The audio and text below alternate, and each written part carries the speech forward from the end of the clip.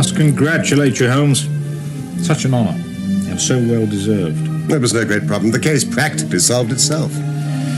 I hear you had a visitor this morning. Ow! I had not been back in Baker Street more than half an hour when... But you cannot go up there, sir.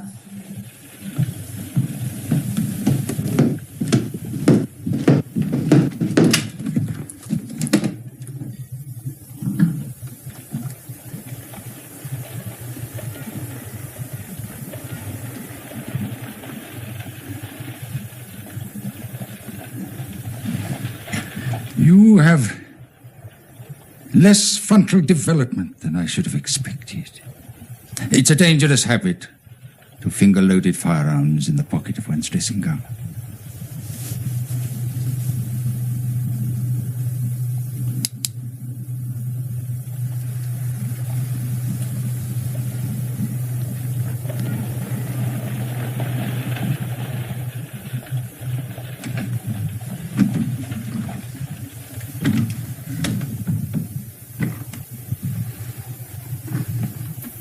You evidently don't know me. On the contrary, I think it's fairly evident that I do. I can spare you 5 minutes, if you have anything to say. All that I have to say has already crossed your mind. And possibly my answer has already crossed yours. You stand fast. Absolutely.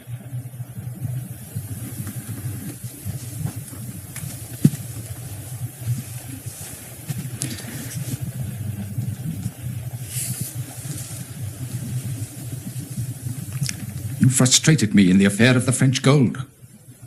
Ah. So it was you behind the Red-Headed League. A very ingenious and well-contrived idea. High praise from you. You crossed my path first on the 4th of January. By the middle of February, I was seriously inconvenienced by you. And at the end of March, I was absolutely hampered in my plans. And now, with this last business in France, you have placed me in such a position by your continual persecution that I am in positive danger of losing my liberty. The situation is becoming an impossible one. Have you any suggestion to make? You must drop it, Mr. Holmes. You really must, you know. And what if I refuse?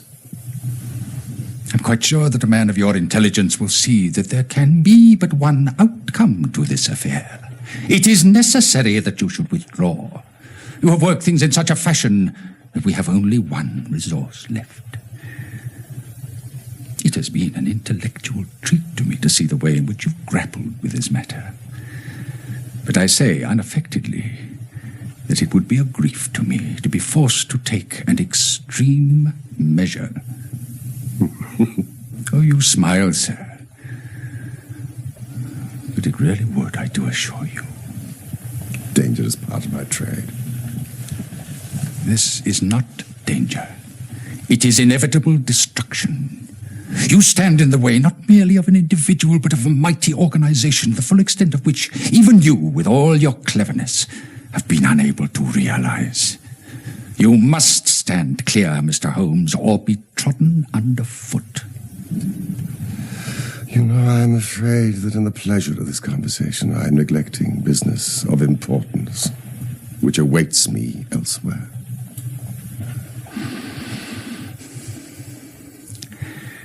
Well, well. It seems a pity. But I've done what I could.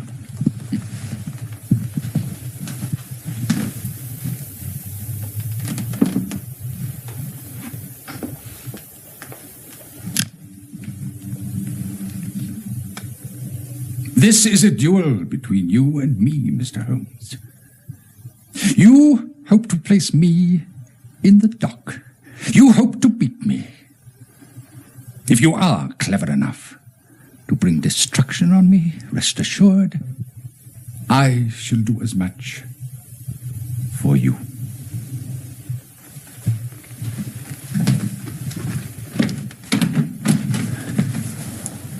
You have paid me several compliments, Mr. Moriarty. Let me pay you one in return when I say that if I were assured of the former eventuality, I would, in the interests of the public, cheerfully accept the latter. I can promise you the one, but not the other.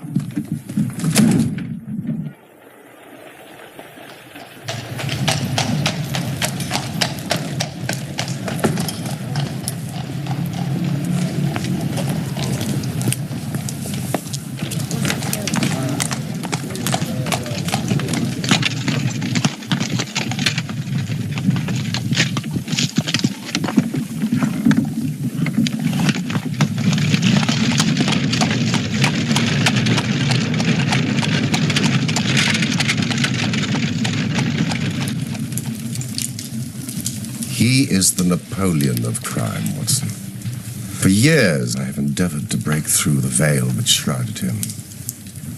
And at last, I've seized a thread and followed it to Moriarty himself.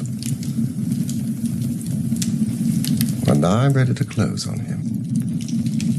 If he doesn't close upon you first.